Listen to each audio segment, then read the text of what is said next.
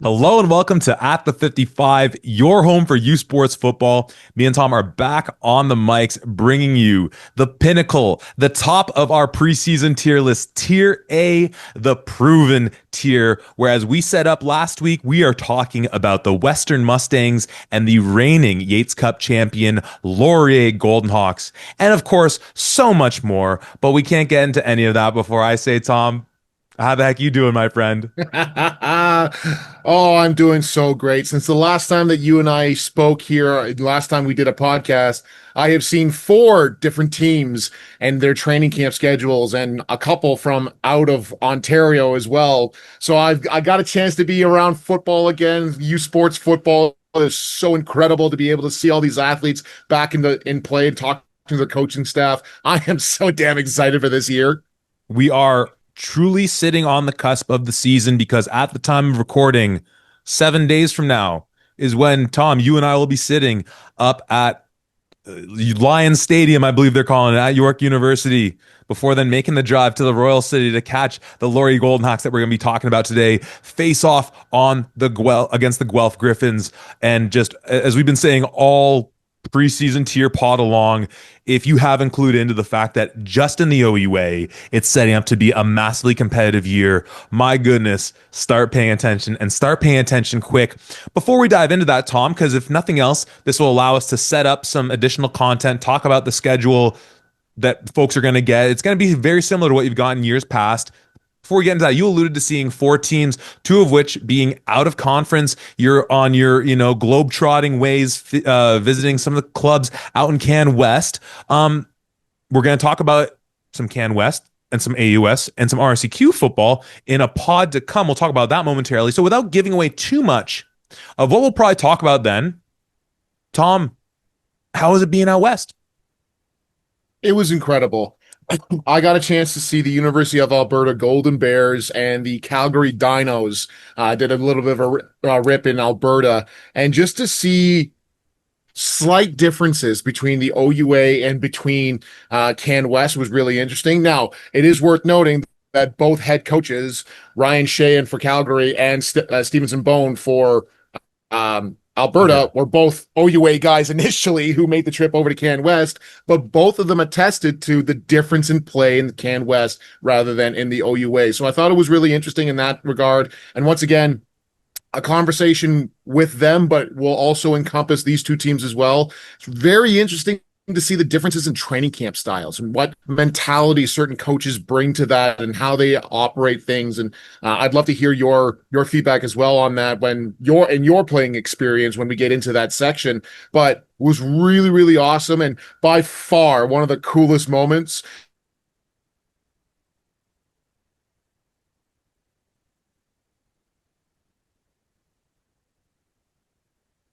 Golden Bears, and just it was so great to see them.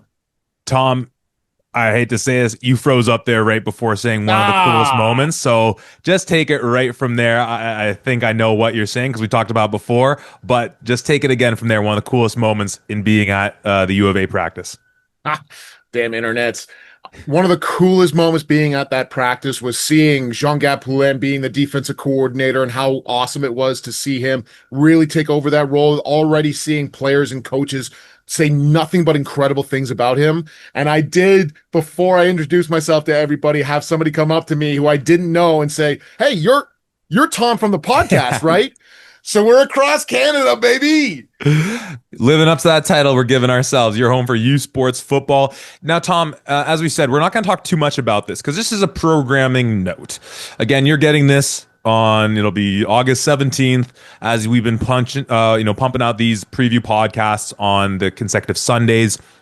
The week one preview pod will be coming out on August 21st, the Thursday. That'll reflect our regular schedule when we get into the heart of the OUA season, the preview pod being on Thursday. Worst case, if just stuff comes up, you'll get it on the Friday. But obviously, we want to give you plenty of time to listen, comment, react.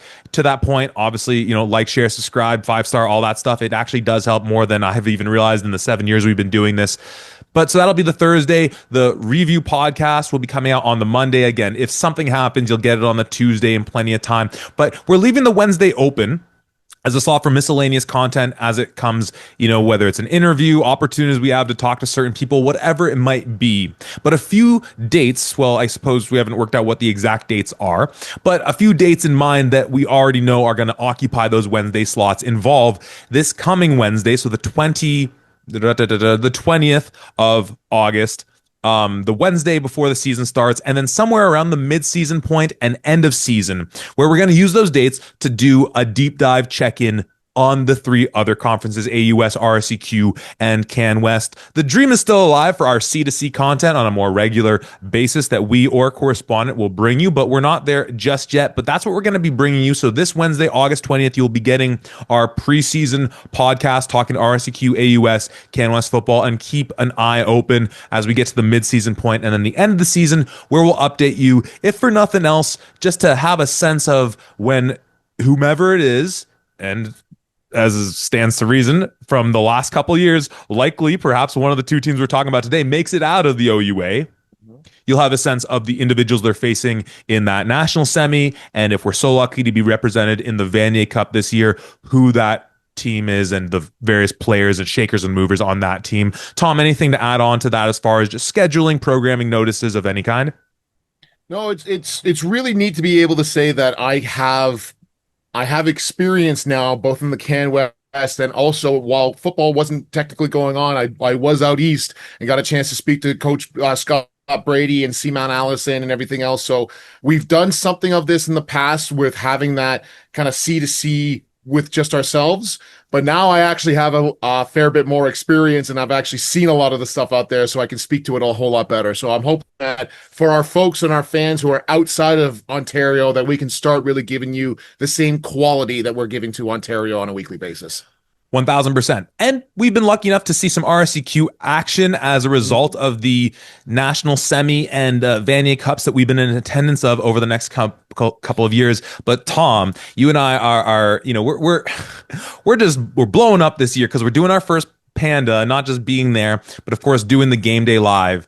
And we're getting our first RSEQ action from La Belle Provence, October 19th.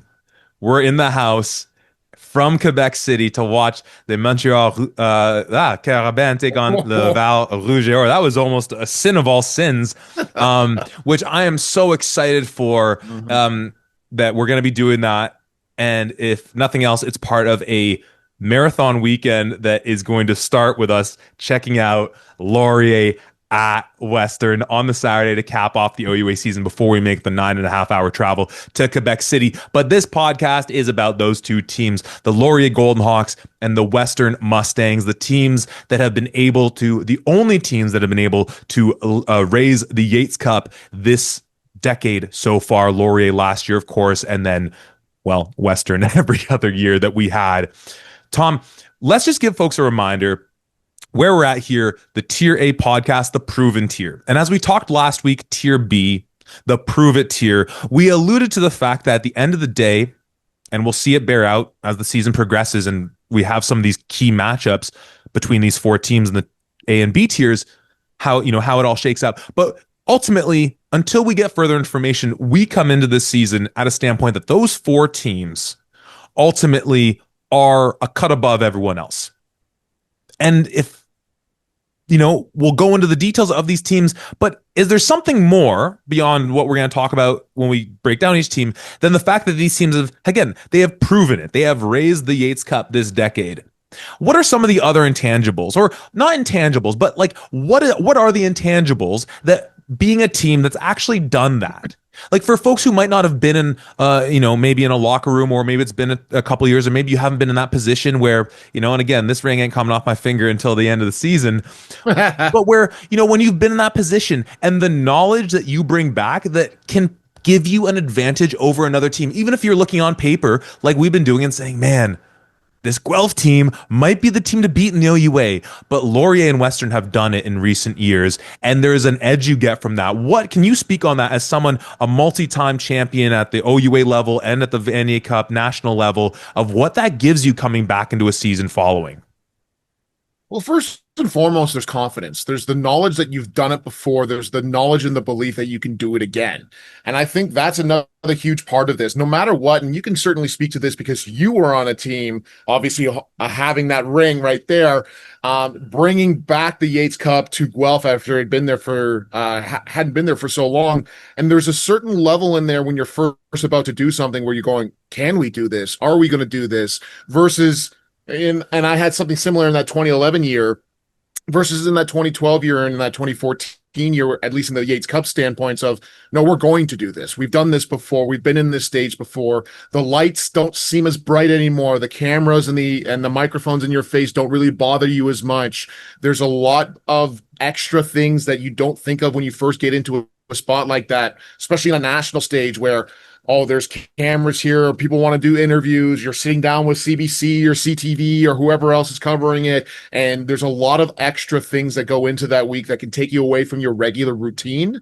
But having that experience and going through that previously, you know what to expect and you can almost plan for that in that scenario. And just when you get into those tight games, when it's the fourth quarter starting and you're down by, one touchdown, two touchdowns, or even 3 points, you stop sweating and you stop really getting stressed out and you just have that faith of, we've been here before. It's very similar to like when you have a team in the regular season that's won a game on a 55-yard field goal at the dying seconds.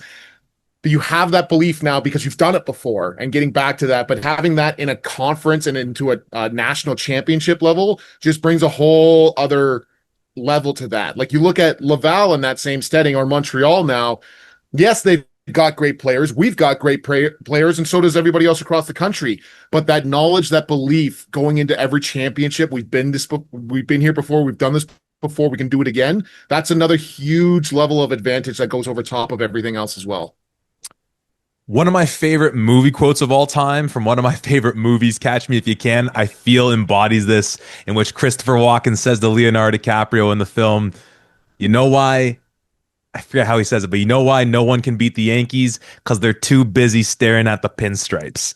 And at a certain point, when you earn that cachet, when those Western Mustangs walk out the tunnel, the purple smoke, and whether it's the blackout or whatever, or now when those Golden Hawks ascend out of their tunnel, you're already at a disadvantage as the other team because Rouge or Carabin, it's the same thing. And when you only have one, maybe two shots to take them down, you better not miss. And you know what? We set up the Laurier, the All Aboard 2-part documentary series of the season, and I love how I think it's the first one, and we'll talk about the two matchups these teams had last year.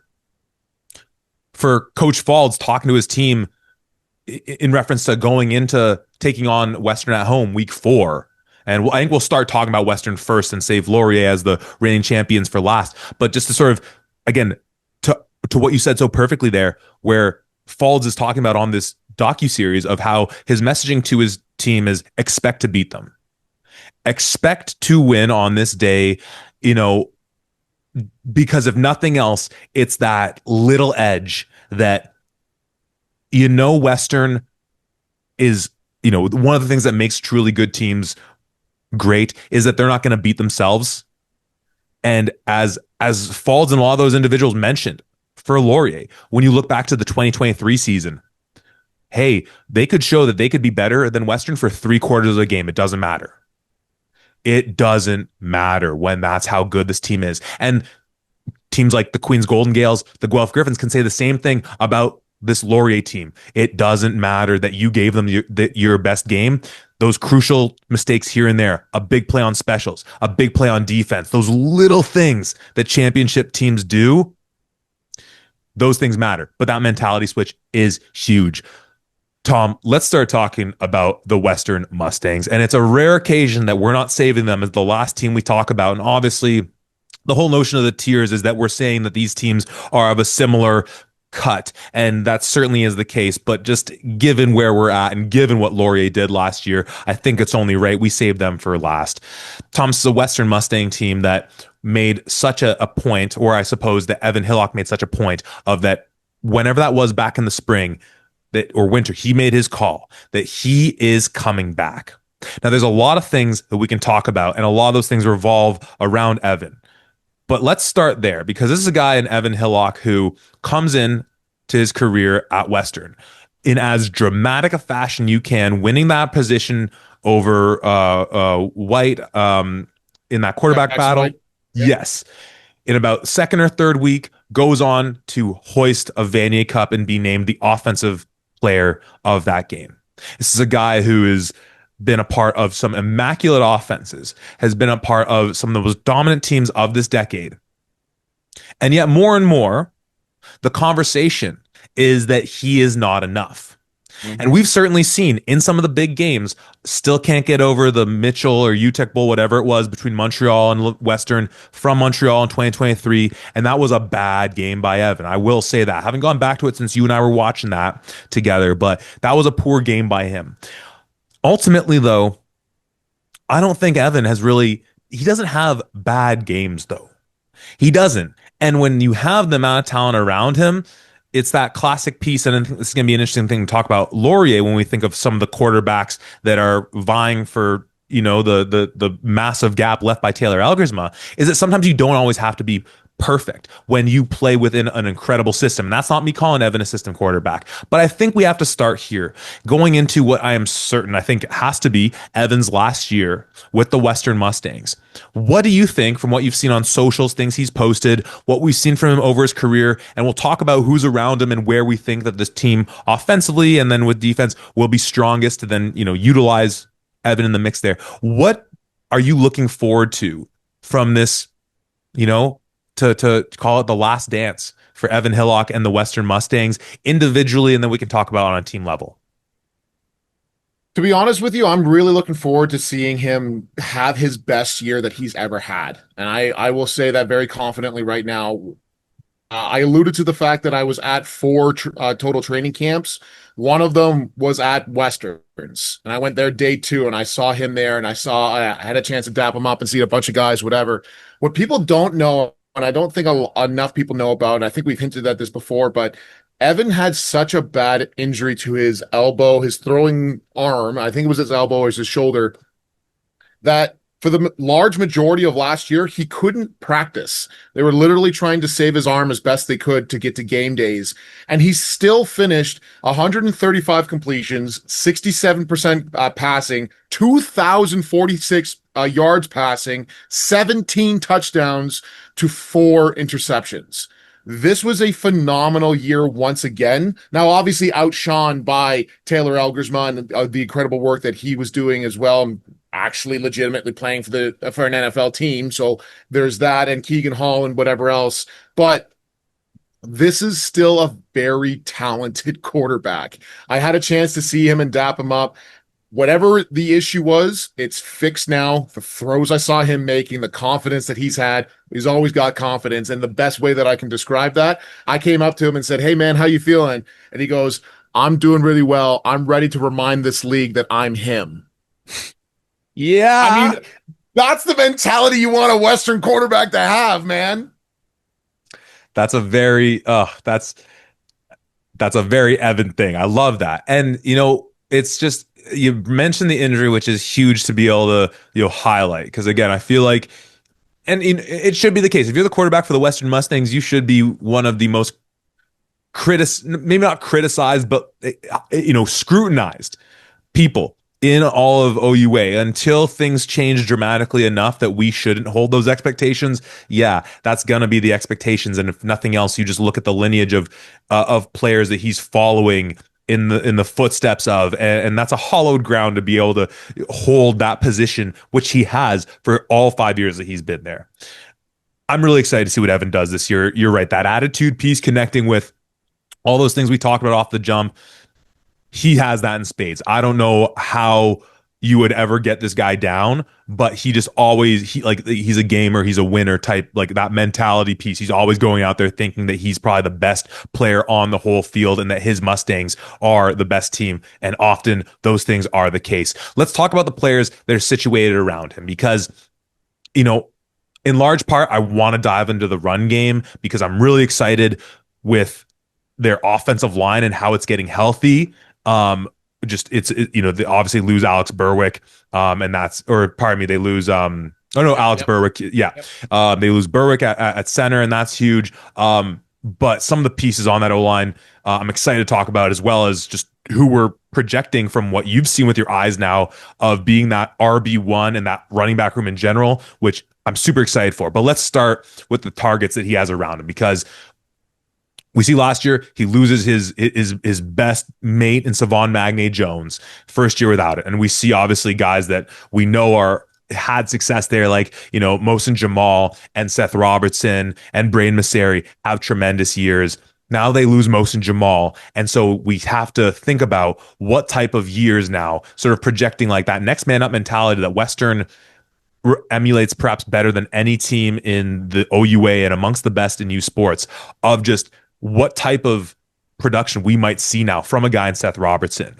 And as well, these guys around him as well. We've talked about obviously what the young guys in like Daniel Kabongo and Roman Campanero have shown in the return game, and that obviously demonstrates their athleticism. They still have Braden Masseri, who's just like when the size and the physicality he brings in. Dasani McIntosh as well as a guy who showed some promising things last year as well. But as far as those weapons he has around him, as far as like what we've come to see with this offense in terms of the creativity in the passing game, what are you expecting with a guy like our guy and Seth Robertson coming to this year, hopefully healthy? We saw towards the end of the season last year get a little banged up going into the playoffs, knowing that okay, like probably a toss up. Who's the guy last year? Him, Mohsen Jamal. Probably, I might still have given the nod to Seth, but Mohsen obviously top receiver option in the league. It's undoubtedly that until we've seen the how this whole receiver group plays, that he is the guy. It's not a 1A, 1B type situation. He is number one with this crew. And I think we might see some outstanding numbers from this young man. Yeah, the Western offense in particular is incredibly impressive. You've got Seth Robertson, who, like you said, is slated to be the number one wide receiver there. But Braden Masseri looks to be bigger, faster, stronger, especially from his time at Saskatchewan. I think he's going to have he's going to be a prominent piece of that. One guy that I saw limited reps for, just because of all the reps that were happening, but in terms of the first year guys that I'm really excited to see, is Rayshawn Blake. He's a bit of a more senior receiver who's been sitting behind some outstanding receivers who have been at Western for so many years, finally getting his chance. I think he's got some phenomenal hands and great speed as well. I'm expecting a lot of things out of him for sure. There's different formations, and I think one of the best things that could happen for these Western Mustangs, just as a general setting, yes, you want to win every single year, but because they lost last year, you can see Coach Gaten Richard, the wheels are turning now. There's some new offensive schemes and offensive mentality that's coming into this. Coach Gleason's bringing up some new guys, and now while there's a hunger every year, there's another hunger that you didn't win it last year, that even if you thought you should have won it, and they really want to come back in this. So I'm really excited about this. But Daniel Kambongo as well is going to be a big piece. One guy that even on day 2, when I went down there, that was really impressing a lot of people was Roman Campanero. I think he's made a big jump, not just in his athleticism in the return game, but he's going to be another big part of this offense as well, catching balls at bare minimum in that rotation of receivers that they have there. So this is going to be a very talented receiving core, and Evan being fully healthy and back to form, they're going to light it up this year. And like in many years, even when that passing game is at its most explosive, it's often set up by the run game. And you mentioned Coach Richard. I still just like the guy out there is playing Madden. The way sometimes he'll set up Yeah. these reverses, the play actions, and then the receivers cutting across and I'd like this isn't me taking a shot. I just like vividly the game in Hamilton against Mac, where some of these plays where I'm just like, dude, like, come on, this isn't even fair. It's outrageous. One of the best play callers we have in the OUA right now in Coach Gaten Richard. And again, it starts with that run game, though. And you obviously were detailing to me when you visited them just how how dominant that offensive line is looking right now. We mentioned Alex Berwick being gone. That's a big hole to replace. Berwick, Elliott, covering for Elliott Beamer couple years back. It's going to be interesting to see who ends up taking the mantle of that center position. And no doubt you can speak on some of the guys who were in that role or who were getting those first team reps. But I mean, golly, I spent a lot of my time playing center, and it's arguably the most important position on that line because of all the responsibilities. But if you just look at the four guys around whoever's going to be at center, oh golly gee, surprise, surprise, Western's going to have a great O line. Yeah, so starting five right now. Now, these guys were in there. They didn't do, not everybody did a lot of hitting. There's still some injuries that people are coming back from. But at some point this year, the starting five for the Western offensive line, starting at left tackle, our guy, and Eric Anderson. Yeah. Left guard, Keegan O'Neill. At center is Philip Cote. Right. That's who yes. Oh. At right guard is Sebastian Sebald. And what I will say is he got injured. He showed a little bit last year. He got injured and missed the majority of the season. A lot of times, especially with offensive linemen, and I certainly was one of these as well, when you get injured, you're still eating like an offensive lineman, but you can't train like an offensive lineman. You have the tendency to balloon. This guy's lost probably 40 to 60 pounds. He's moving better than I've ever seen him move, and strong as an ox still. He's still doing indie, hitting the bag and everything. It looks phenomenal. They're still being very cautious on how well he can come back. And then at right tackle is a young man, Reed Cloutier. Now, if you're looking at that offensive line and in your head, you're seeing all of these guys and on all the hype, at least what we've seen, the one guy that I would have a question mark on was Reed. And I watched him that practice. He had all of those first team reps and everything. Dominant. Had a phenomenal one-on-one session. Great times at inside run and team period, talking, communicating, and really doing a lot of great things. This is going to be, and once again, hot take, Western has a great offensive line, but really seeing it up close and personal with everybody healthy, this is going to be in talks or in competition for the best offensive line across the country. I have no doubt in my mind. Rumor has it, Eric Anderson's already taken vet days at the start of training camp. If anyone, I came over, I didn't see him, and I saw him in city clothes. I'm like, dude, it's day 2. Why are you taking a vet day on day 2? If anyone deserves vet days, it is our guy and Eric Anderson. It's it's an outstanding O-line, and obviously what Coach Chris Marshall does, getting them ready, to go to battle is phenomenal, and I'm so excited to see how they're looking. And obviously, when you add in Sandro Perini, just sort of as another member of the O-line essentially at H-back, again, if you don't know anything about Western Mustang football, it starts having that H-back who's able to open up the run game. But take us through the running back room, because this is where obviously that receiver room, a lot of names folks are familiar with, especially just with Seth. That offensive line, a lot of names. Again, I don't know where we're at with the top 55 in terms of what's been released publicly, but I don't think you've seen Eric on the list. You're gonna see Eric on the list. Trust me, I'll give you a little sneak preview of that. And obviously Evan is one of the top quarterbacks in the league. This running back room, I think this is where you're gonna have to sell some people on this who aren't as familiar with these guys. They're names that you would have heard in us talking the last couple years, but these are the guys that ultimately have been behind Keon Edwards, Keanu Yazbek over the last couple years. But from what you were detailing, again, surprise, surprise, they look sharp as a tack.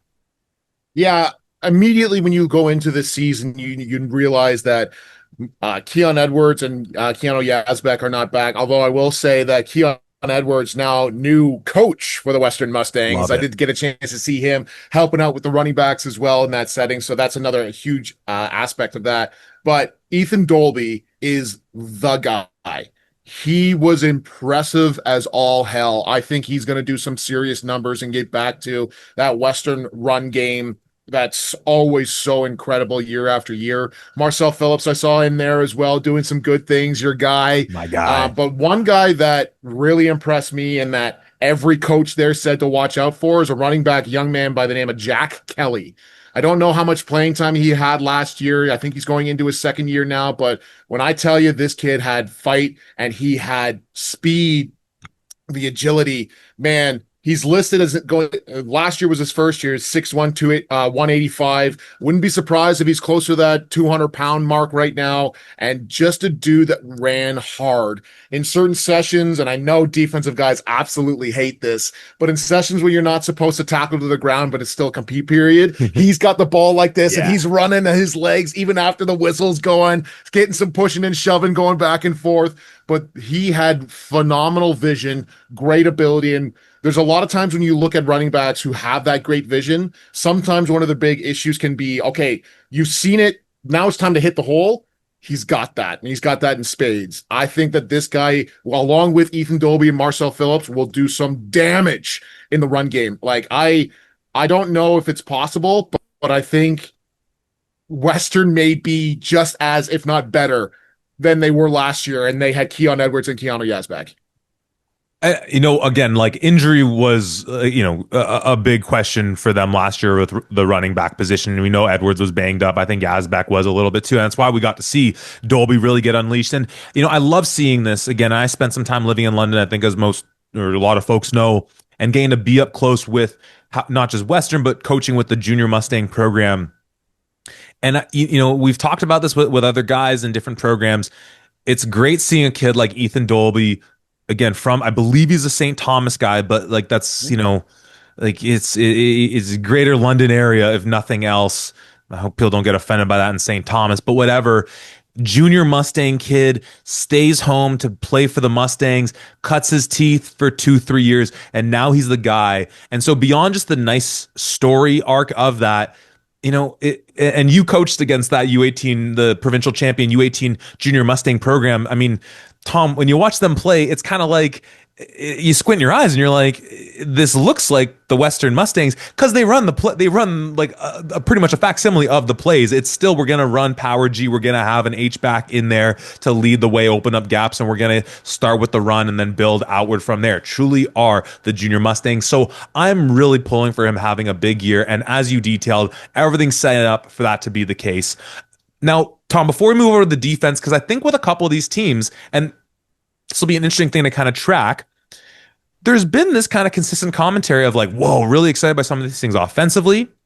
And defense, especially in the front seven, is where we're gonna, with Western, this is where, again, if you have reason to ever be concerned about a Western team, we'll talk about briefly why that's where it's gonna appear.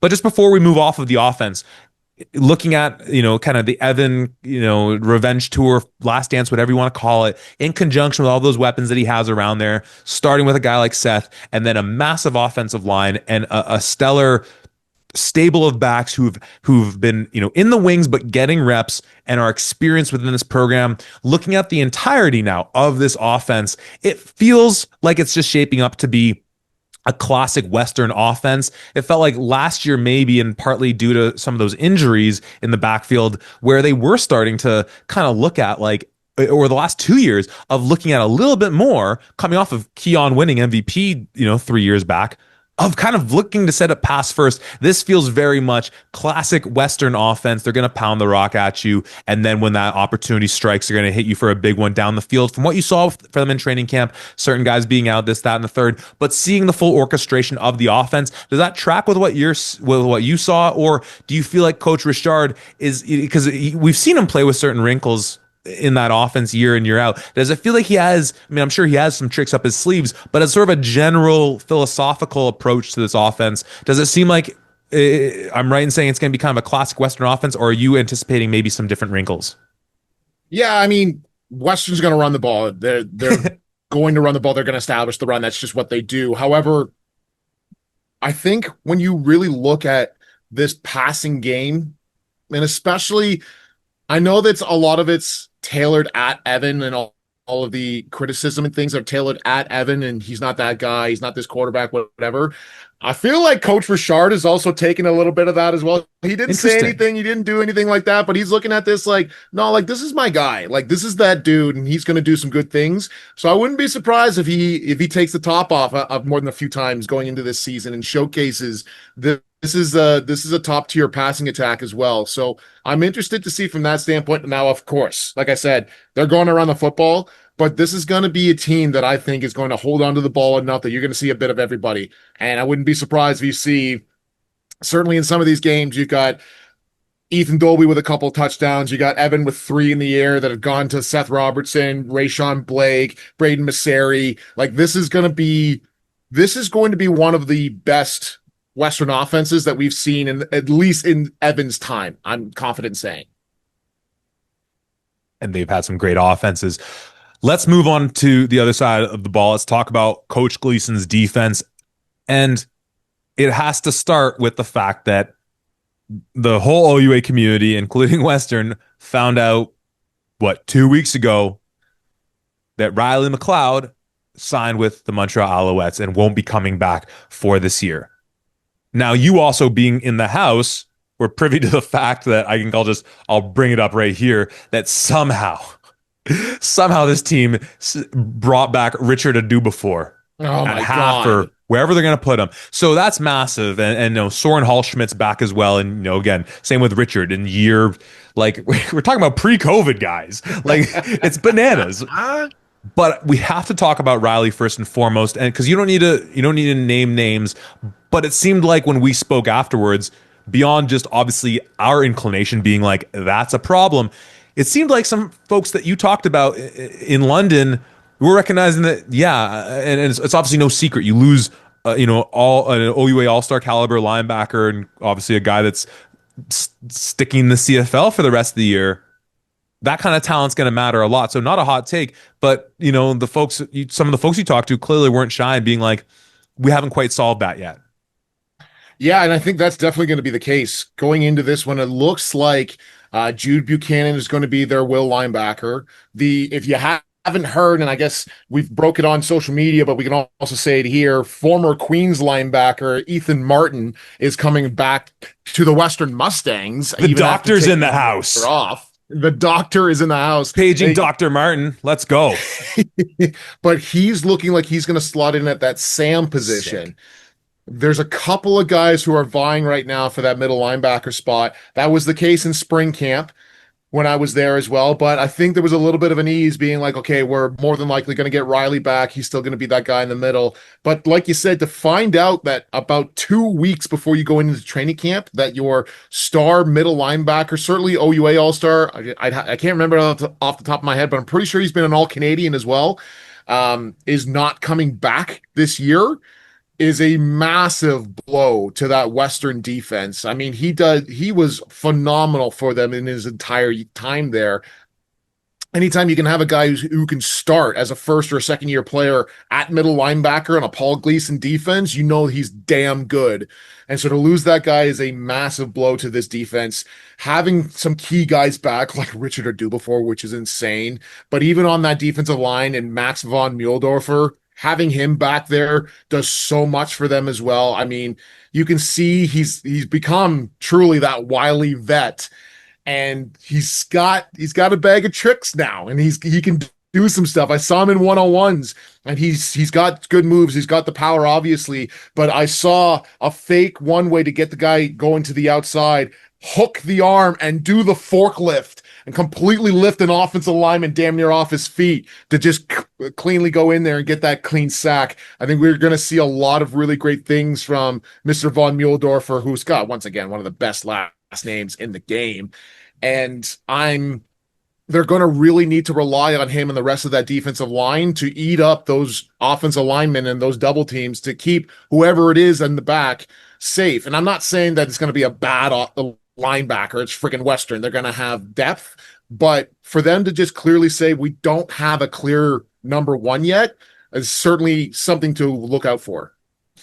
Yeah, and Western's going to be a team defensively. I think we're going to see get markedly better as the year goes along, and they're actually, I think, in a really neat position where they have again, linebacker, I don't know as much about the guys that are coming in, let alone some of the younger guys on that linebacking core. Looking at some of these years, Buchanan's listed as a second, or I guess he'd be going to his third year at that position there. Thinking about a guy in what was his name?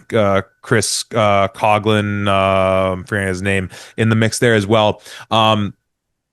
But pretty much, especially on that D line and the DB core, and we'll talk about both. We mentioned with the do before coming back, some of the veteran players there, but really a lot of interesting youth that that are going to be in some high leverage positions across the board on this defense, and youth that both have the talent, some of whom been in the system for a year or two, and then bringing that know how to possibly perform early.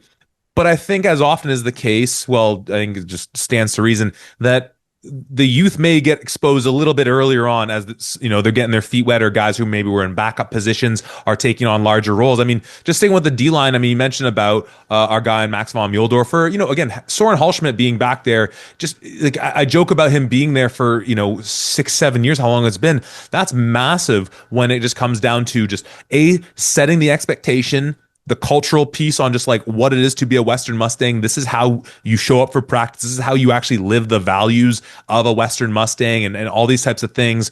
But while then also having, young guys like Malcolm Frazier, my guy Marcus Robinson, and you were highlighting Harlan Luther, another London local product out of AB Lucas, looking really strong in there again. And just thinking of those three guys, again, I would love to see, obviously, my guy in Marcus have a breakout year. I don't know, like it'll be interesting to see, like if any of those three guys can pop, but all within that, like going into, I think, second, third year, where you really start to see guys make that impact with the experience. So being able to balance just on the D line alone, and there's some interesting. I'll leave the youth conversation in the secondary because, man, oh man, we're going to talk about a young kid. We've talked about already a bit, who's going to be making a really big impact.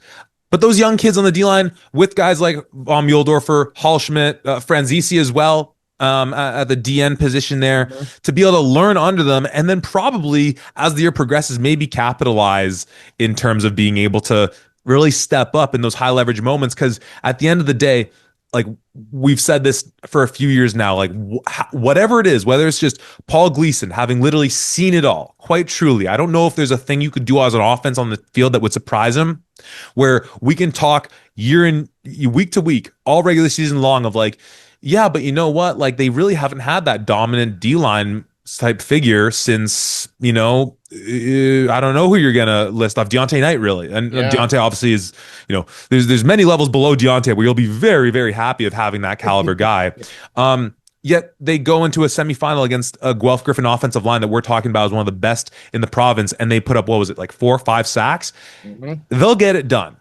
I'm not worried about that. But it's an interesting mix again of those veteran presence players with some of these younger guys in the secondary. And again, I love you talking about the linebacking core. Buchanan, really, I love him at that will linebacker position, because just kind of feel like just that kind of almost downhill classic linebacker type dudes. Hey, you got this gap. Just see any trouble, fill it up. And Ethan, and of course, if you don't know, the doctor joke is the fact that him coming to Western from his career at Queens was as a result of joining the medical program. Like, this is a guy who's starting his second year of the medical school at Western, and is going to be playing football for them. So, big shout out to him. Shout out to the Martin family. Big love for y'all. But this secondary for them, again, we talked about with Adu before being back, is an interesting mix of some of these veterans they have there, but especially what this young talent can possibly be, whether it's there this year or later into the year or just projecting into the future. There is some special, special talent in that secondary. You want to talk about an area that I think they are going to drastically um, overperform on. I think a lot of people are going to come in there saying, "Oh, they've got a lot of young guys in here. I don't know how well they're going to do, whatever." You lose a guy like Jackson Finley, my God, that's going to be a massive blow no matter what. But I cannot properly describe to you how impressed I am with the young guys in this defensive secondary. Thomas Silcox was the guy who was constantly replacing Jackson Finley when I think he did. Jackson Finley did have a small injury at one point last year, but it was mainly when they were up by like 60 or 70 points. He was the guy going back in there and filling in, and he did a fantastic job. But he's got speed. He's got the ability. Anywhere else, I truly believe he'd be a starting at free safety. But in this offense with another young guy coming in. We're seeing Thomas Silcox at one of the half positions, and you're seeing this young kid in Jackson McKay, first year Yes. player starting at safety for the Western Mustangs. I cannot get over the speed and athleticism that this young man has. It is unbelievable. I think at time of recording, when I spoke to those guys, he had 4 or 5 full ride offers from NCAA schools that he didn't take because they want him to be a track star. And he's a football Mhm. player through and through. They won't allow him to do both. So he's playing at Western, and he is easily going to be in the top contention for Rookie of the Year. Easily. And then you added the fact that you have a guy like a do before there. And correct me if I'm wrong. What is the did you see Kojo or Jordan Murphy out there for them? No, I did not see Jordan Murphy. I did not see Kojo. They had there was another corner out there. I can't remember his name. On the backside or on the weak side that we'd recognize, but their field corner was still kind of up for grabs at that point. So the corners, I think still are going back and forth. I think it's Chris Cameron Cogler. I think he was one of them. And then the other side, I can't remember who the guys were competing, but everybody else in that. And once again, with a guy like a Richard Adu before, you can put him anywhere in that defensive secondary to shore up wherever you need. But having him at half to cover off the talented slot receivers that are in the entirety of the OUA here, and also to send him on a blitz off the edge, woo-hoo-hoo-hoo. There's so much you can do from that standpoint. It'll be really exciting to see how Coach Gleason sets them all up. We saw last year, I think one of the biggest surprises early on, them using a couple 30 fronts. And Mm-hmm. it'll be fascinating to see how they try to reconcile some of those question marks. I don't think it's fair to call them holes because No. if you're ever going to have faith that a team's going to be able to replace your Riley McLeods, your Kojo Dooms. I mean, he obviously had an unfortunately injury riddled career. Jordan Murphy's, Jackson Finley's, and the such. It's this program. Before we get into the best case, worst case with this team, as far as again gaps in the team, and I remember we talked about it. I don't actually remember what your response was, but we are seeing the Brian Garrity move on from this program again, part of an incredible lineage of great kickers in the Western Mustang program. I'd be fascinated to look up what his career points are in the all-time record books and where they stack up. Any sense of who's filling in that position there? I did see a kicker there. I did not catch his name. That my apologies, whoever the new Western place kicker is. But I did see a field goal session to end off practice, and like pretty easily 40-yard, 50-yarders. Like I think he's got no problem. Well, until you're hitting game winners at the 55, you call us. Let's jump into the best case, worst case. We'll start off by reading through the schedule, and then we'll get into our predictions. They start off on the road against the Queens Golden Gales from Richardson, August 23rd. Again, in full agreement with the individual who reached out to you and saying that that is hogwash to have Queens and Mhm. Western play before the fans are in the stands. Put that aside. The following week, it is a Sunday night matchup from London against my Guelph Griffins, your Guelph Griffins, everybody's Guelph Everybody. Griffins. There we go. September starts with them at home against Ottawa on the 6th, at home against Carleton on the 13th. Wow, they are home for all of September, and home against the McMaster Marauders. Your McMaster Marauders, Tom. They're still your Marauders. Against on September 27th, coming off the bye. October goes in Win City against the Lancers on October 4th, at York on October 10th, and then finishing off back at home against the reigning Yates Cup champion Laurier Golden Hawks. Game we will obviously be in the house for before making the long trip out to Quebec City to catch Montreal Laval the following day. Tom, this is a fascinating schedule. I haven't actually looked at it with such detail in terms of the chunk of home and then the chunk of away, this, that, and the third. But you're looking at this schedule, a team in Western that has lost 2 regular season games, I believe, without deep diving it this decade. You're looking at this. So yeah, I think there may be a bit of a typo in here because if you look at the UA schedule, they highlight all of the home games. And while it says versus Carleton, Carleton's not highlighted. So I think they travel to Oh, Carleton, unless that that's a mistake because they have 5 home games here. can you imagine that if of all the teams to somehow, out of just pure negligence or whatever, to have gained another home game, it'd be, yeah, no, that makes no sense for them to get both Ottawa teams at home. That's a great catch by you with the highlighted piece on it. And I'm going to go ahead and just make that, assume that that's correct. Yes, September 13th on the road at Carleton. Thank you, Tom. That if for nothing else, we better hope that to be the case. But I don't think that's going to change our predictions on best case and worst case scenario. Tom, where are you seeing this club at? So the easy answer, best case, is 8-0. This team has Yep. consistently done that. I think Evans only ever lost one regular season game period, and that was against the Laurier Golden Hawks last year. So 8-0 is the easy one. Now, we talked about how great all of the teams were in the tier B pod. However, there's a part of me and there's a chunk of me here that just can't get over the history of it. So I'm saying worst case, I'm going to say 6-2. I still think that the Guelph Griffins, for I don't know how you guys did it, but back in your day, you were sort of Western's kryptonite. And certainly the last time that Western lost a regular season game outside of the Laurier game was back in 21, where the Guelph Griffins took them out. So if there's going to be a team that can do it, I'm going to say that. And then obviously people are sleeping a little bit on Laurier, and we'll get into why I think they're so good. But I think those are the two teams that they could potentially lose to. But 8-0 and 6-2 is what I'm going for. I'm right there with you. First off, in 2021, they weren't really my Guelph Griffins, but that's okay. We're right back with them now.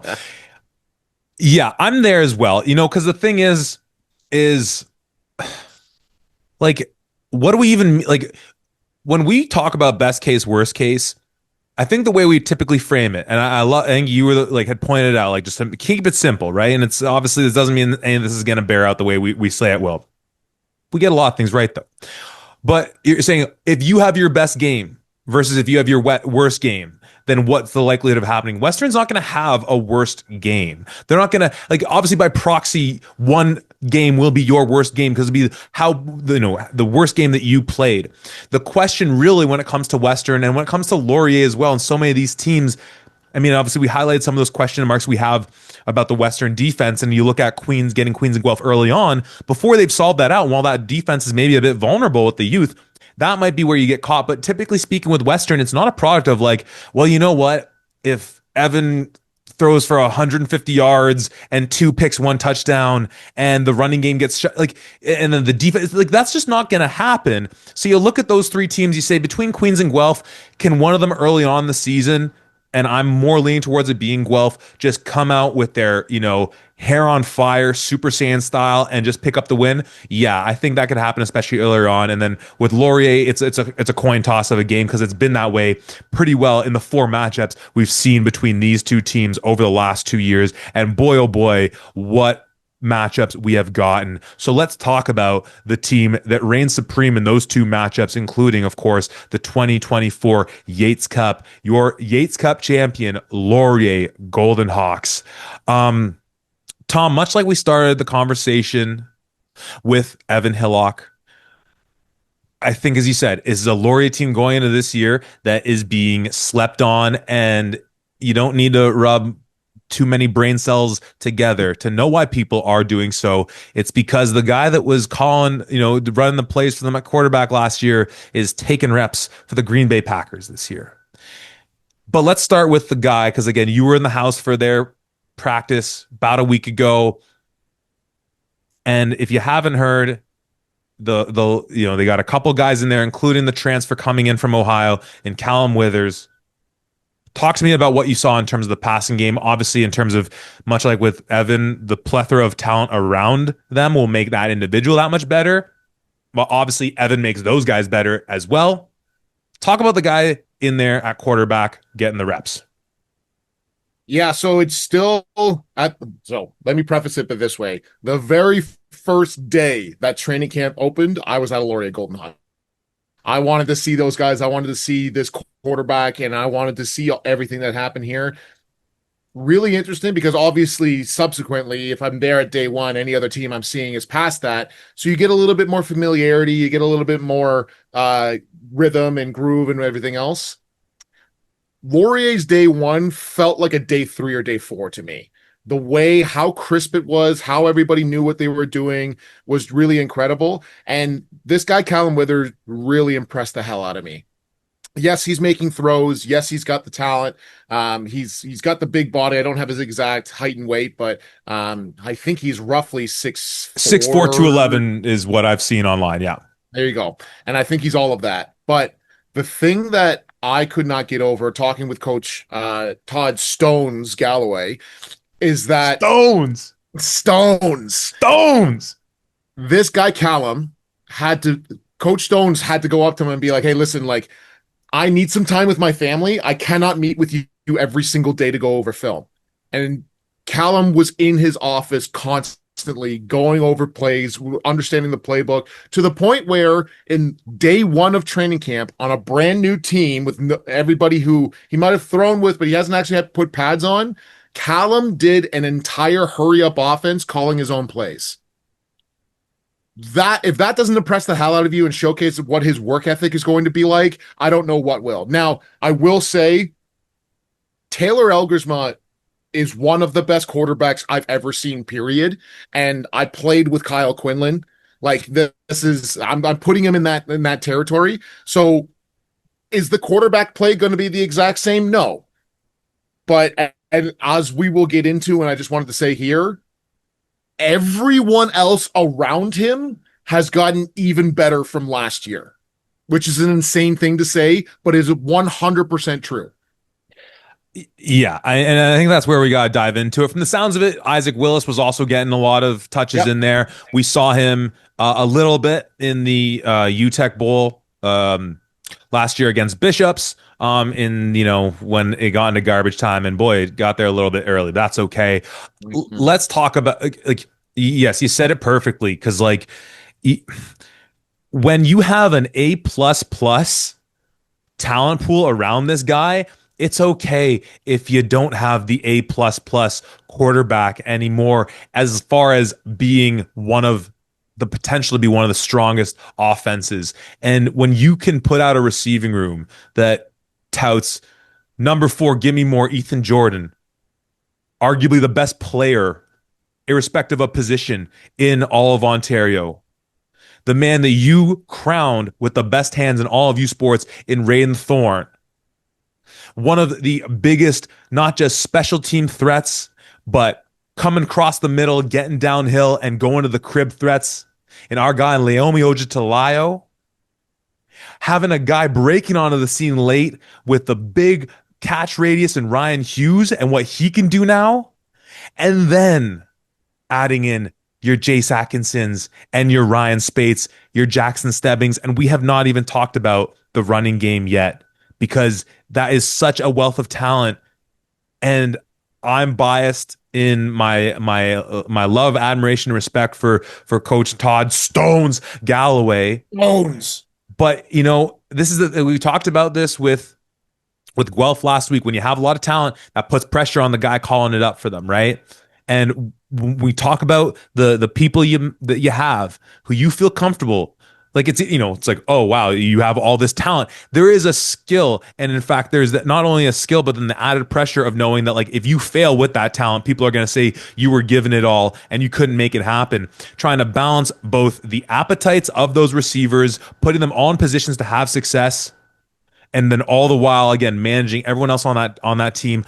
I can't think of many people I would rather with this amount of talent in the receiving room in the passing game than Coach Galloway being able to set him up however they need to. And one of the things that I'll throw it to you with is just as well, just talking about that piece on, we have a lot of people that like feel like they deserve to be number one. I loved how you mentioned though being at the camp and the way they had the vet players without even prompting, just kind of within their drill, within their indie group, whatever it was, being able to look at a young kid, whether it was, it's Laomi, whomever, look at a young kid and say, hey, on this play, make sure you release outside first because otherwise the spacing, whatever that might have been. So Mhm. it's all those things that make this team, just having barely scratched the surface, just with their passing game. That's obviously what has made them all world of the last couple of years. Still so confident that this team will be one of the best offenses next year. So before I get into everybody else around there, one of my favorite parts of the entire practice, I got there right at 8 a.m. It's a bit of a slog driving from Hamilton to get to there on time, but for the first 30 minutes of practice, they did a team on air session. Obviously, it's day one in training camp. You've gone through the playbook and everything else in the meetings prior, but this is your first time to get on the field with coaches and players and everybody together and actually walk through everything. I'd say 95% of the walkthrough period was all of the young guys who are there. And on the offensive line, you got Coach Scotto and the rest of the veteran O line, and he's throwing blitzes or different fronts. And he came up to me afterwards grinning. He was like, I threw a lot at those guys. I really wanted to test them and see what they were doing. But you've got those veteran offensive linemen who are right there next to the young guys, coaching them up and like, hey, if I step this way, that means this is what's going to happen. So this is where you should step and whatever else. And then you've got the exact same thing with the receivers and the running backs, where they are either right behind the receivers, telling them, hey, in this formation, this is where you line up, or this is where we go. This is the route that you have on this concept, whatever. And for sure, it's something that's been talked about previously, but to walk out there before warm-ups, before anything else, and not hear Coach Falls or Coach Galloway or anybody else go say, hey, go veteran guys, look after the young guys, whatever, to just watch them go into it and be there. And to see a guy like Laomi who's like playing corner so that he can directly look at the receiver there and telling him, hey, this is where you want to step. This is where you want to go. If I'm locked down here, this is how you. It was just one of the coolest things ever. And once again, I try my best not to regurgitate things I've said over and over and over again, but my respect that I have for Coach Falls is through the roof because of the culture that is on this team. It's truly incredible. You can see guys and how well they mesh and everything else. And one of the things that I'll also lead into there as well, because I do really want to talk about this receiving core, but Laurier was the only team in the 4 training camps that I saw that actively made sure that in any group they had a mix. They had guys in there who they thought were going to start for sure in the group 1, group 2, whatever, but they mixed in young guys as well so that you're learning directly next to a veteran. And as you and I can both attest, when you're playing offensive line in particular, and on your right or left side, you've got a veteran tackle, for example, playing guard who's saying, hey, we've got a double team. We're going here up to a linebacker. Even with all of the stuff that's running around in front of you and the defense, when you're in first year, suddenly you can now just lock in and say, okay, yeah, I'm with him and I can do this. And now it's just purely a physical aspect. You take the mental out of it because you can talk and communicate that way. And you see the entire level of everybody, offensive line, running back, receiver, and on the defensive side as well, get raised because you have that veteran presence along with your first and second year guys, and you can see that. And that was the only team that I saw mix that in, and I think that Laurier is going to be better because of it.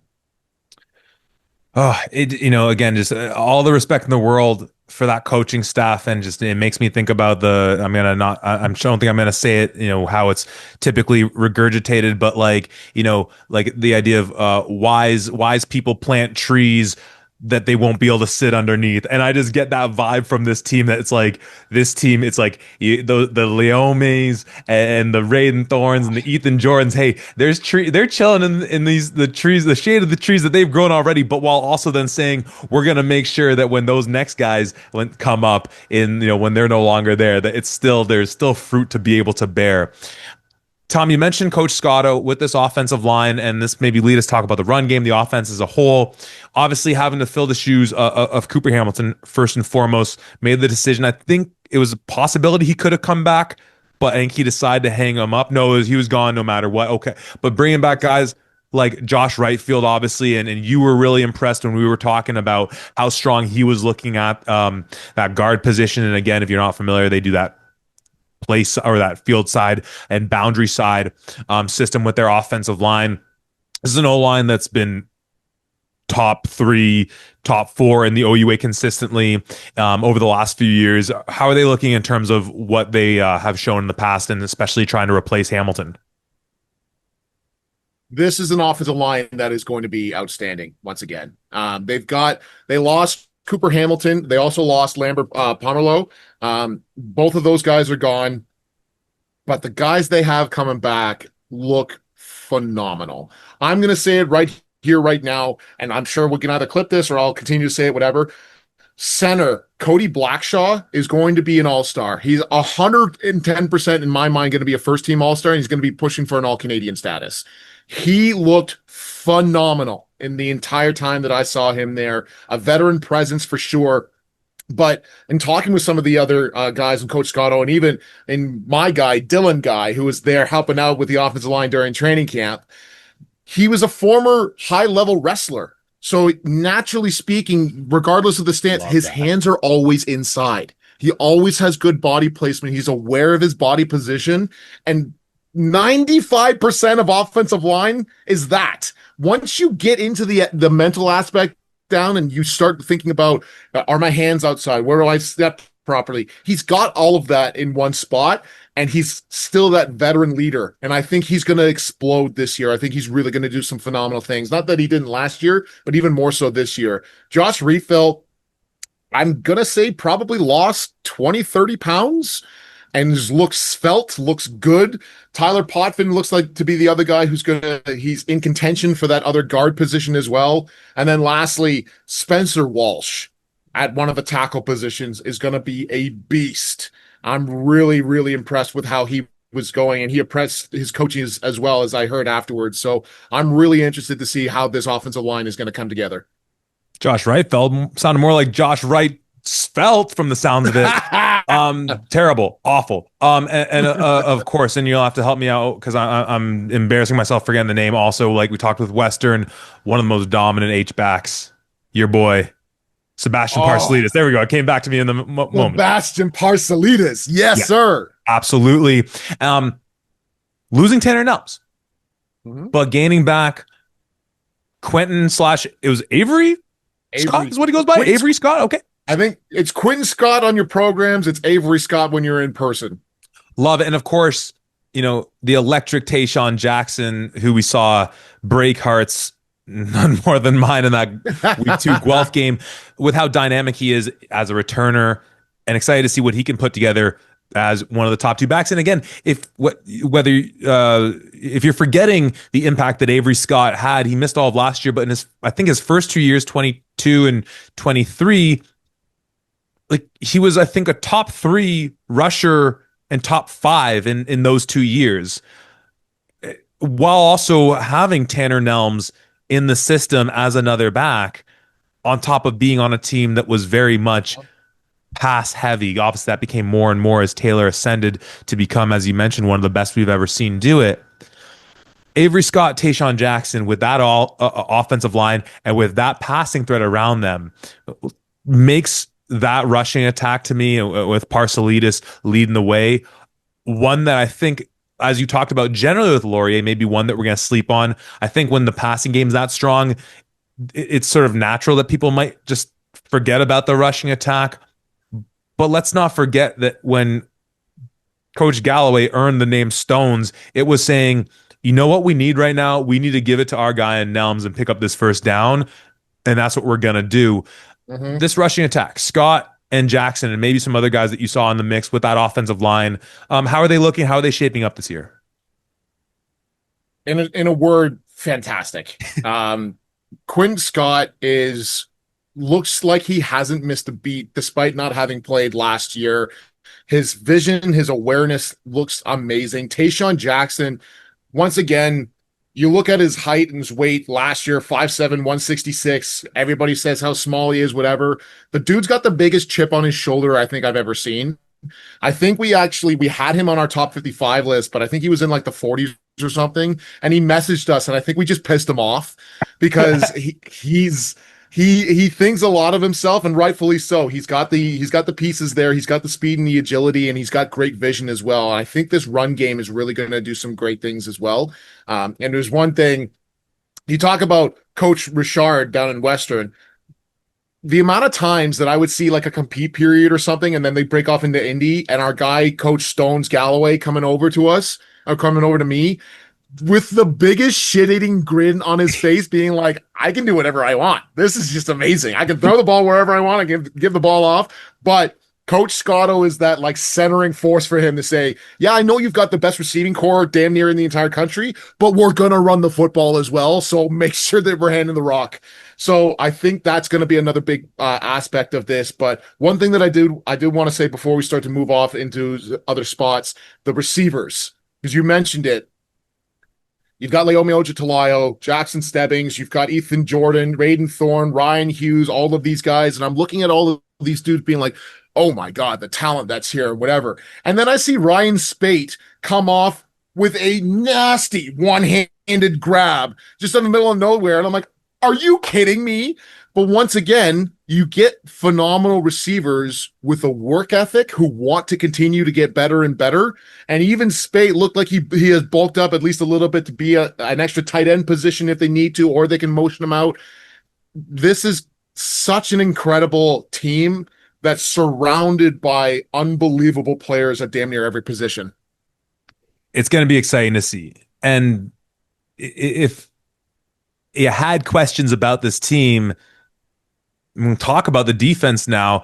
The questions Mhm. really were only, frankly, that quarterback spot and how Quentin Scott might try to balance. Let's not forget, like, for how explosive that offense was in the passing game, like top in passing yards and with like 60 yards per game better than the next playoff team in Yep. Guelph at fourth. You had Mack and you had Carlton throwing the ball around a little, quite a bit as well last year. Tanner Nelms was third in rushing on top of the fact that passing attack was so dynamic. So, as far as the piece on Callum Wither filling in at quarterback, still remains to be seen how he looks in the system. We've seen a few guys come back from the States in the last recent years. Guelph brought in a few guys, as memory serves, in the early 20s.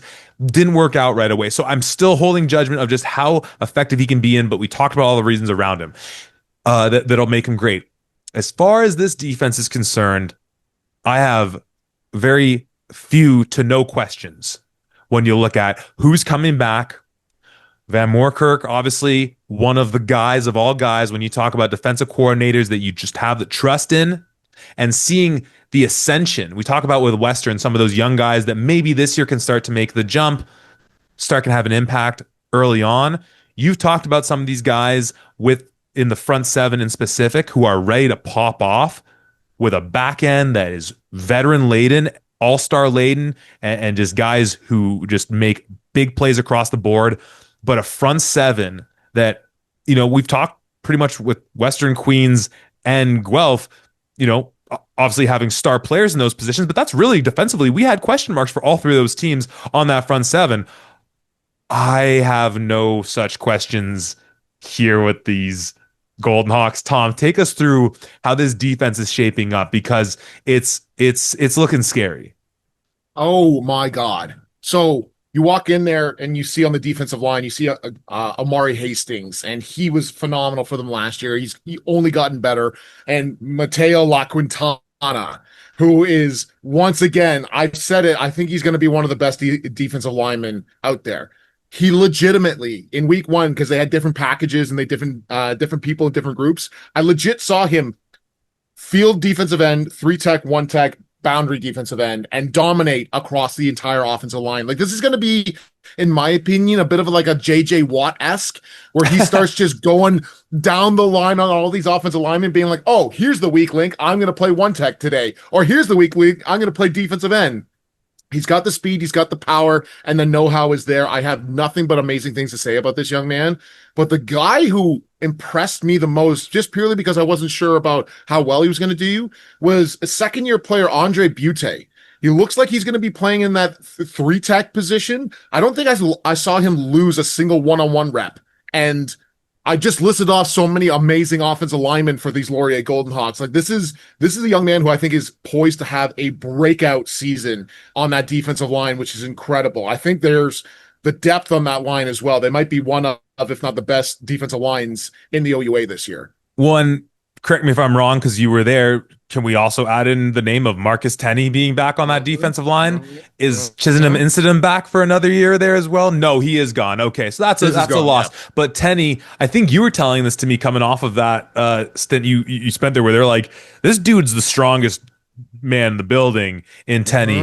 Mhm. So again, some great guys there. And as we've talked about though, a year in year out, a linebacking core that is, so darn stellar that, Tom, you were there. You see him. Take it away. Of course, our guy, Ethan Gregorczyk, looks phenomenal.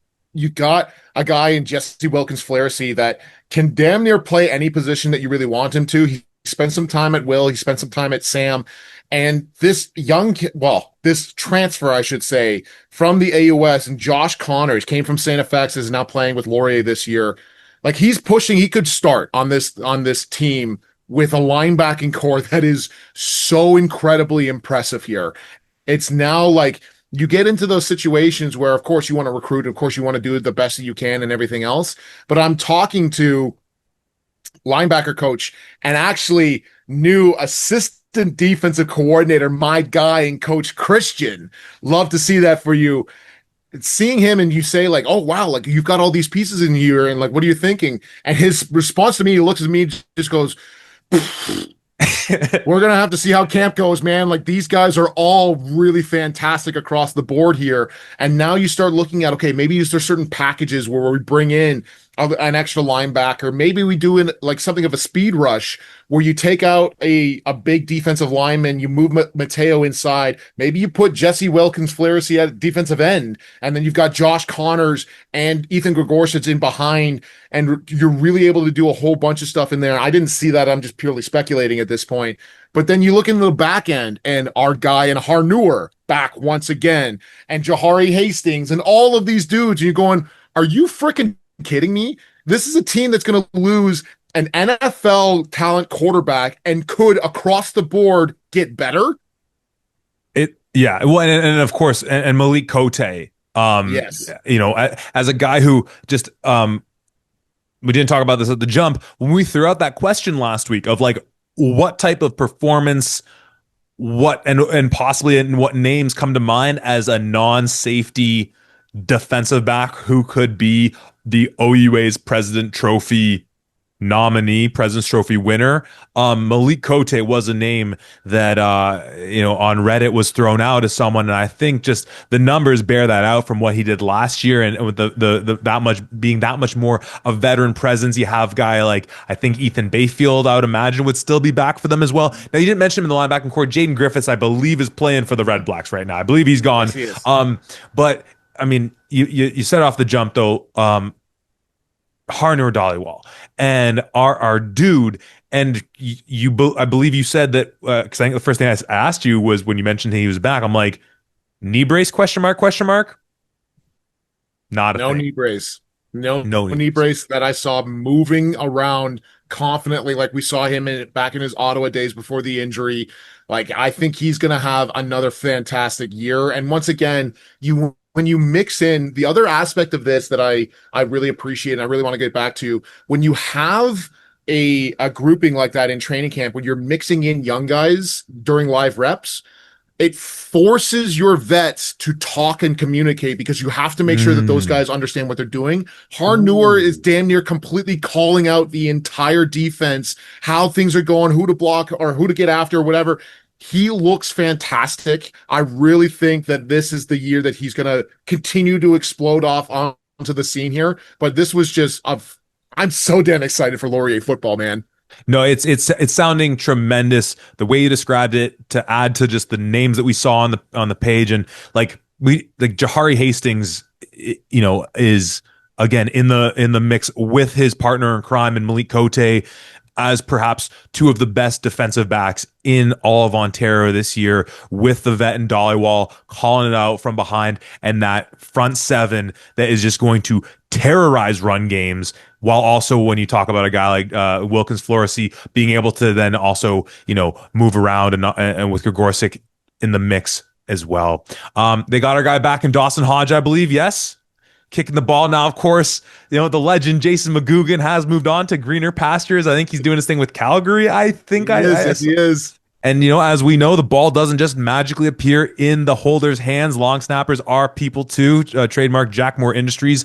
But have an all Canadian caliber guy in Dawson Hodge. So without further ado, I mean, shall we turn to the schedule? Are there any other things, tidbits you picked up being there that go beyond just what people can sort of discern from watching? I mean, I said I was going to go to watch them play York yesterday, and I'm just like, going out to Waterloo for 3 p.m. on a Friday doesn't sound very fun. And then having to come back to Toronto around like 6 p.m. on a Friday also doesn't sound much fun. So I crapped out on that one. My apologies. But any other little tidbits that might not have come to light from checking out the stats, the who's who, and all that type of stuff?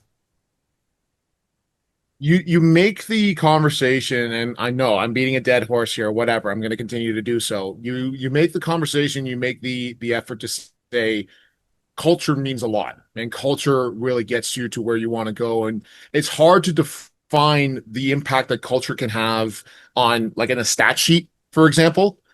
But when you see it in person and when you see how it affects people when you have that great culture, man, it is night and day different from a lot of other teams when you go out there. And especially in the positions that we are, when we're able to travel to other teams when they're practicing and not just playing, and you getting a chance to see how teams interact and things.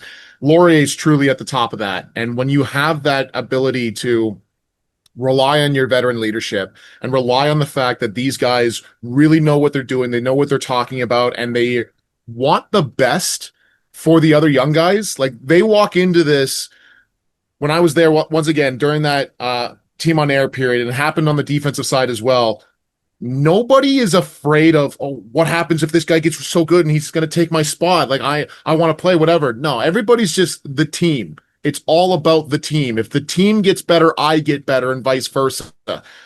This is such an incredible thing to be a part of. And once again, so unbelievably appreciative to Coach Faulds, Van Werkirk, Coach Galloway, and the rest of that coaching staff for just allowing me to see it and to be a part of it.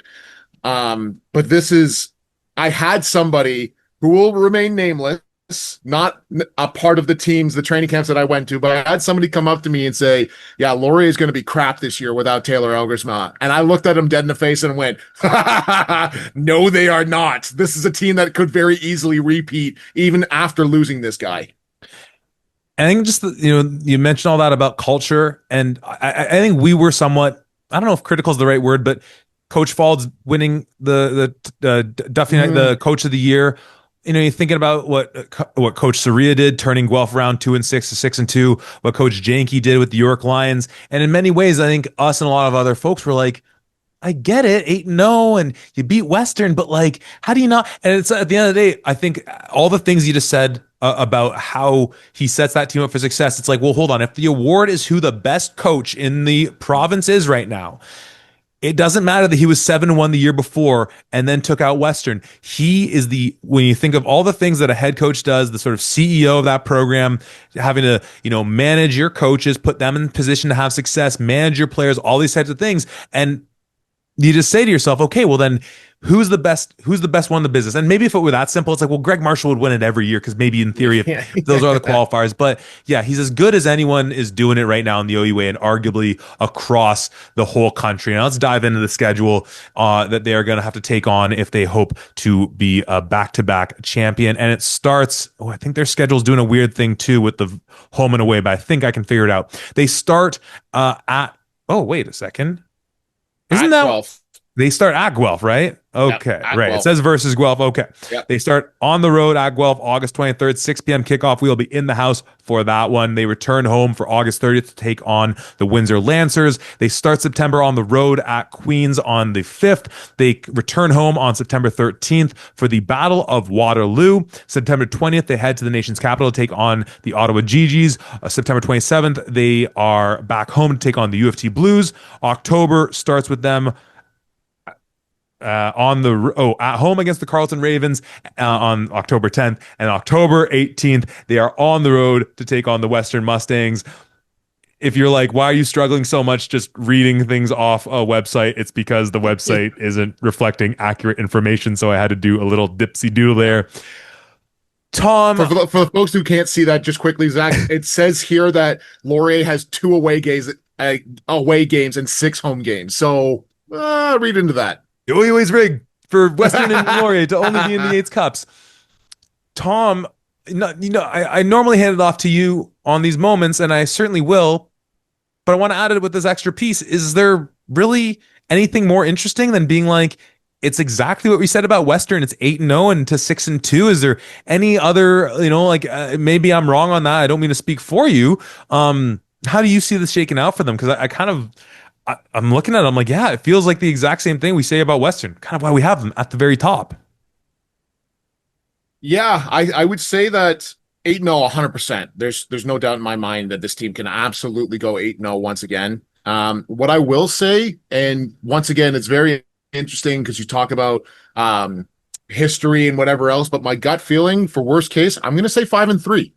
And I think that because Guelph obviously is there, Western is there, but I really think that Queens has something here. I purely said 6-2 last time for Western because Queens has not beaten Western since like 2010, just in general. So there's that there. But Queens, while it's been a bit since they beat Laurier for sure, both games last year were tight games. And I think that with a healthy Queens squad, I think they have a real legit possibility here, especially hosting them in Kingston for a night game. I think that there's a possibility there. So I'm going to say 8-0 and 5-3. I love it. You know what? I see the point on that one. Maybe I'm just trying to be too deferential to like, them being the champs or whatever, but I'm not going to make a big stink about it one way or the other. And, again, the same thing with talking about Western, where you look at Guelph starting off on the road and you say to yourself, okay, like, if Callum takes a bit of time, like we saw even maybe not as much last year, but you go back 2 years ago, it took Elgersma, was it three to his third week? I think it wasn't until the Guelph game where he threw 6 touchdowns, where he needed a bit to ramp up, right? Yep. So that's really a game there where it's like, and we'll be talking about that on a podcast to come, who we've taken in those week one matchups. And of course, when you take on Western in London on the end of the season, that, can go either way there. I'm not mad at the take of saying Queens from Richardson Stadium on a 6:30 kickoff is an opportunity for Queens to maybe get Laurier's goose. But that will do it, Tom. We have made it all the way from Tier D to Tier A, covering all 11 teams in the OUA. Thank you to everyone being on this journey with you. Thank you for the feedback. As always, the Reddit experiment seems to be going smoothly. To everyone sort of in that sphere of things, we appreciate the commentary. Let's keep it going. Let's keep building this thing. Programming note. Oh, actually, before we get into the programming note, Tom, sort of final word to you, sort of these teams, the whole process we've went through from the prove us wrong, something to prove it, and the proven tier of teams before we get set to set up the actual games that are going to define this OUA season. Yeah, we're getting into it, folks. We're less than a week away to our opening OUA action, which is fantastic. But I just, first and foremost, I wanted to say to the teams, these two teams in particular, because I went to their training camps, thank you for allowing me to come out to your training camps and to welcome me with open arms, come out onto the field, be in the end zone cut to watch an inside run period for both Laurier and Western. You kidding me? That's my happy place. That's just was so incredible to be able to see that and to see the people who are still appreciating what the work that you and I are doing. And thank you to everybody who listens and pays attention. We do truly appreciate it. It's why we do what we do. But I cannot wait for this because once again, you look at the competition, the top tier of the OUA is some of the best that I've seen across the board and in a minute here. There's been obviously great teams, and there's been a lot of times, even in the past few years where you and I have been talking, it's these two teams are up at the top and everybody else. To have four legitimate contenders up at the top who we think can really do some damage and would not be surprised if they're fighting for Yates Cups is a fantastic spot for the OUA as a conference to be in. Great coaches and phenomenal players across this province and across the country as well. I'm really, really excited for this year in particular. I think that this is going to be a phenomenal year of U Sports football. I'm right there with you, brother. I can't wait to be covering it with you every step along the way. As a programming reminder, this coming Wednesday, which throughout the season will be sort of that miscellaneous content day, but you are going to get our AUS, RSEQ, and Can West conference preview, not with the same depth we cover OUA, obviously, but again, to keep you abreast to everything going on in those other conferences, we will do a mid-season touch point to check in with them as well, and then at the end of the season as well. And then next Thursday, August 21st, you get the week 1 preview pod, setting up those incredible matchups, 2 of which Tom and I will be in the house for. So you'll be getting that all from us later this week, right here at the 55.